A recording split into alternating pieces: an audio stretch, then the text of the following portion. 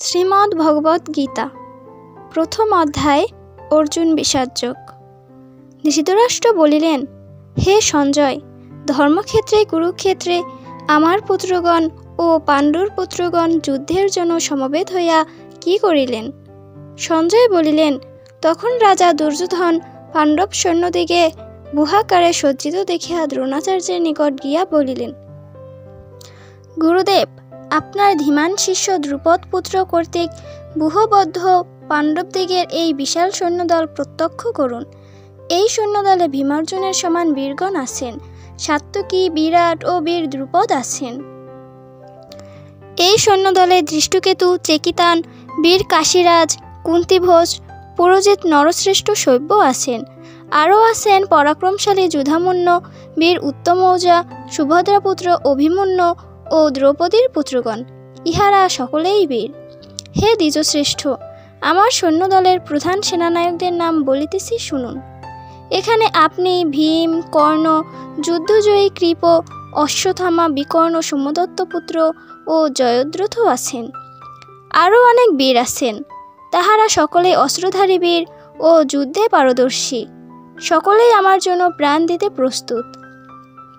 ভীষ্ম কর্তৃক রক্ষিত আমাদের সৈন্য অসংখ্য, আর ভীম কর্তৃক রক্ষিত পাণ্ডবদের সৈন্য অতি অল্প। আপনারা সকলে নিজ নিজ বিভাগ অনুসারে ব্যূহ প্রবেশ পথসমূহে থাকিয়া ভীষ্মকে রক্ষা করুন। তখন করবৃদ্ধ পিতামহ ভীষ্ম সিংহনাদ করিয়া শঙ্খধ্বনি করিলেন। তাহা শুনিয়া দুর্যোধন আনন্দিত হইলেন। তখন শঙ্খ, শিখা, ঢাক, ঢোল, নাগরা প্রভৃতি বাজিল। সেই শব্দ তুমুল হইয়া উঠিল। তারপর শ্রীকৃষ্ণ ও অর্জুন সাদা ঘোড়ার রথে বসিয়া দিব্য শঙ্খ বাজাইলেন। অর্জুন দেবদত্ত নামক শঙ্খ ও শ্রীকৃষ্ণ পাঞ্চজন্য নামক শঙ্খ এবং ভীমসেন পৌণ্ড নামক শঙ্খ বাজাইলেন। রাজা যুধিষ্ঠির অনন্ত বিজয় নামক শঙ্খ, নকুল সুঘোষ নামক শঙ্খ এবং সহদেব মণিপুষ্প নামক শঙ্খ বাজাইলেন। দৃষ্টদ্যুম্ন, শিখণ্ডী, কাশীরাজ, সাত্যকী ও বিরাট নিজ নিজ শঙ্খ বাজাইলেন।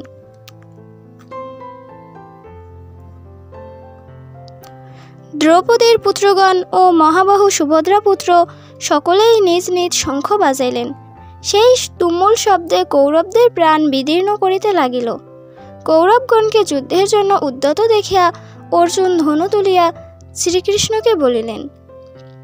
অর্জুন বলিলেন, উভয় পক্ষের সেনার মধ্যে আমার রথ স্থাপন করো। কাহাদের সহিত আমাকে যুদ্ধ করিতে হইবে তাহা দেখিয়া লই।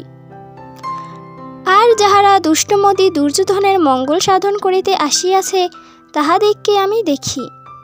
সঞ্জয় বলিলেন। অর্জুনের কথা শুনিয়া শ্রীকৃষ্ণ উভয় সেনার মধ্যে রথ স্থাপন করিয়া অর্জুনকে বলিলেন। শ্রীকৃষ্ণ বলিলেন, হে অর্জুন, ভীষ্ম, দ্রোণ, কর্ণ প্রমুখ কুরুপক্ষীয় যোদ্ধাগণকে চাহিয়া দেখো। অর্জুন গুরুজন, পিতামহ, মাতুল, শ্বশুর এবং বন্ধুগণকে দেখিলেন।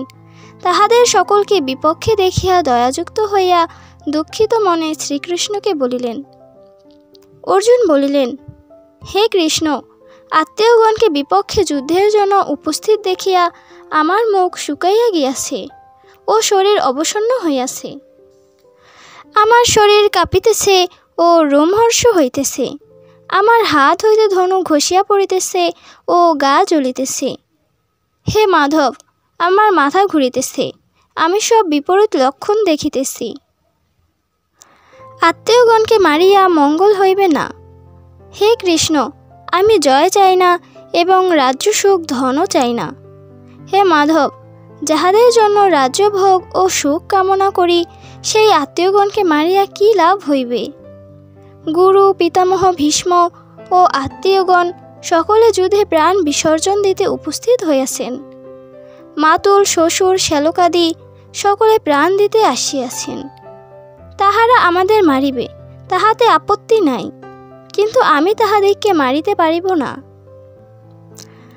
তাহাদিগকে বধ করিয়া ত্রিভুবন লাভ করিলেও কোনো ফল হইবে না। কৌরবগণকে বধ করিয়া বিন্দুমাত্র শান্তি হইবে না। আততায়ী হইলেও তাহারা আপনজন জ্ঞাতি। হে মাধব, জ্ঞাতিগণকে বধ করিয়া আমি সুখী হইতে পারিব কি? লোভের বশে তাহারা হিতাহিত চিন্তা করিতে পারিতেছেন না। আপনজনের সহিত বিষাদে কুলক্ষয় হয়, কুলক্ষয় হইলে ভীষণ পাপ হয়। হে মাধব, আমরাও জানি যে এই যুদ্ধে বংশনাশেরই সম্ভাবনা। তাহা হইলে এই যুদ্ধ বিরত হইব না কেন? বংশ নষ্ট হইলে কুলধর্ম নষ্ট হয়, কুলধর্ম নষ্ট হইলে অধর্ম ঘটে, অধর্ম ঘটিলে কুলনারীগণ চরিত্রহীন হয়, কুলনারীগণ চরিত্রহীন হইলে বর্ণসংকর জন্মে, বর্ণসংকরের জন্য কুলনাশকারীরাও কুলনরকে যায়। জলপিণ্ডের অভাবে পিতৃপুরুষ নরকে পতিত হন। বর্ণসংকর জন্মিলে কুলধর্ম ও জাতিধর্ম নষ্ট হয়, কুলধর্ম নষ্ট হইলে নরকে বাস হয়। হে মাধব, ইহা তো শাস্ত্রের বচন। রাজ্য ও সুখভোগের লোভে আমরা মহাপাপ করিতে বসিয়াছি। হে মাধব, কৌরবগণ যদি আমাকে অস্ত্রহীন বধ করে তাহাও মঙ্গলের কারণ হইবে। সঞ্জয় বলিলেন। শোকাকুল অর্জুন এই কথা বলিয়া ধনুর্বাণ ত্যাগ করিয়া রথের উপর বসিয়া পড়িলেন।